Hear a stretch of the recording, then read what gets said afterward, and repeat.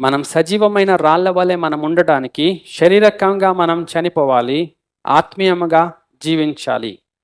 అంటే శరీరానుసారమైన మనస్సు అంతా పోతుంది, ఆత్మానుసారమైన మనస్సు వస్తుంది. అప్పుడు మన యొక్క జీవితంలో ప్రాముఖ్యతలు మారుతాయి, ఇంపార్టెన్స్లు మారుతాయి. ప్రాముఖ్యతలు దేవునికి ఇష్టమైనట్టు ఆత్మ సంబంధమైనవి మనం మొదటి ప్రాధాన్యత ఇస్తాం. అరే ఇది ఆత్మ సంబంధమైనది, దేవునికి ఇష్టమైంది, ఇది చేస్తే నాకు చాలా కష్టమవుతుంది కదా, నాకు చాలా శ్రమ వస్తుంది, వద్దు, నా అంత కష్టం భరించలేను, అంత శ్రమ నాకొద్దు అని పక్కన పెట్టేస్తే మనం శరీరానుసారంగా జీవించే వారము, ఆత్మానుసారంగా చచ్చిపోయిన వారము. సజీవమైన మూలరాయిలో మనం కట్టబడడానికి, ఆత్మ సంబంధమైన మందిరముగా కట్టబడడానికి జీవము గల సజీవమైన రాళ్ల వలె మనం ఉండలేం. మనం దానిలో చేర్చబడం. మనం ఇంకా బయటనే ఉంటాం, మనం చేర్చబడం. బయటనే ఉంటే నరక పాత్రులం. అలా కాకుండా మనం ఆత్మీయముగా జీవించడానికి శారీరకంగా చనిపోవాలి. ఆత్మ సంబంధమైన జీవితం, దేవుడు ఈ మాట ఇట్లా చెప్పాడు, యేసయ్య ఇది చేయమన్నాడు.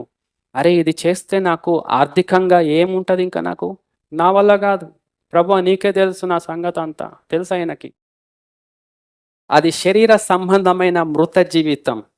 ఆత్మీయంగా మనం సజీవమైన రాళ్ల వలె మనం ఉంటే ఏ లాసో, ఏ పనో, ఏ కష్టమో, ఏ శ్రమనో అది తర్వాత సంగతి.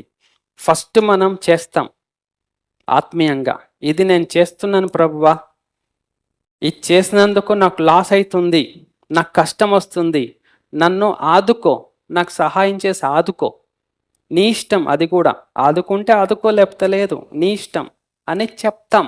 వి విల్ టెల్ లైక్ దట్.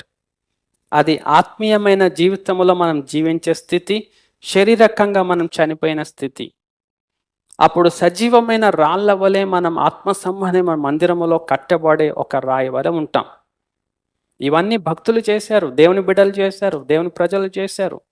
మనం చూస్తున్నాం వాళ్ళని, వాళ్ళు చేశారు. కాబట్టి ప్రభు మనకు చెప్తా ఉన్నాడు,